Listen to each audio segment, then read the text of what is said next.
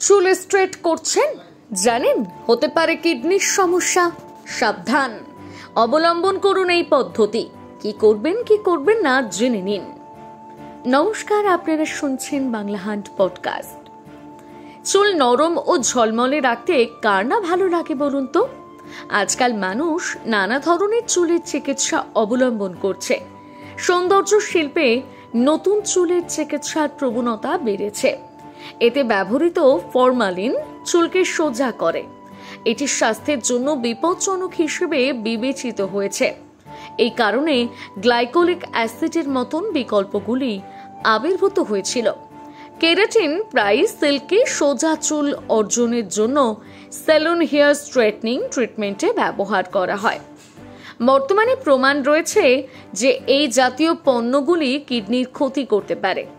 সাম্প্রতিক একটি প্রতিবেদন চুল সোজা করার রাসায়নিক গ্লাইকোলিক অ্যাসিড কিডনিতে কি মারাত্মক প্রভাব ফেলতে পারে তা তুলে ধরেছে। 2019 থেকে 2022 সালের মধ্যে সমস্ত আক্রান্ত ব্যক্তিরা তাদের 20 বছর বয়সী মহিলা ছিলেন এবং কিডনির রোগ এতটাই গুরুতর ছিল যে 3 জন রোগীর ডায়ালাইসিস প্রয়োজন ছিল।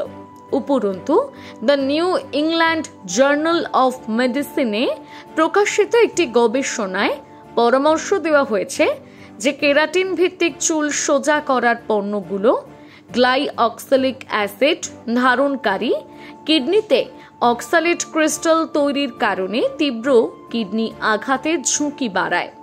আজকাল মানুষ নানা ধরনের চুলের চিকিৎসা অবলম্বন করছে। চুল সোজা করা কিডনির ক্ষতি করে কিভাবে জানেন? গ্লাইঅক্সালিক অ্যাসিড এপিডার্মিসের মধ্য দিয়ে যায় এবং পদ্ধতিগতভাবে রক্তে শোষিত হয়, যেখানে এটি দ্রুত গ্লাইঅক্সিলেটে রূপান্তরিত হয়। আর গ্লাইঅক্সিলেট অবশেষে অক্সিলেটে বিপাক করে, যা কিডনির জন্য বিষাক্ত। চুল সোজা করতে গ্লাইঅক্সালিক অ্যাসিড ব্যবহার করলে ক্যালসিয়াম অক্সালেট কিডনির টিস্যুতে জমা হয় এবং কিডনি সঠিকভাবে কাজ করতে পারে না। অবস্থা গুরুতর হয়ে গেলে ডায়ালাইসিসের প্রয়োজন হতে পারে। অনেক সময় আঘাতের কারণে কিডনির কার্যকারিতা স্থায়ীভাবে বন্ধ হয়ে যেতে পারে। চিকিৎসার পর স্থানীয় জ্বালা বা চুলকানি বা আলসারেশন একটি প্রাথমিক লক্ষণ হতে পারে, যা উপেক্ষা করা উচিত নয়। সময় মতো শনাক্তকরণ এবং সময় মতন চিকিৎসা ঝুঁকি কমাতে সাহায্য করতে পারে।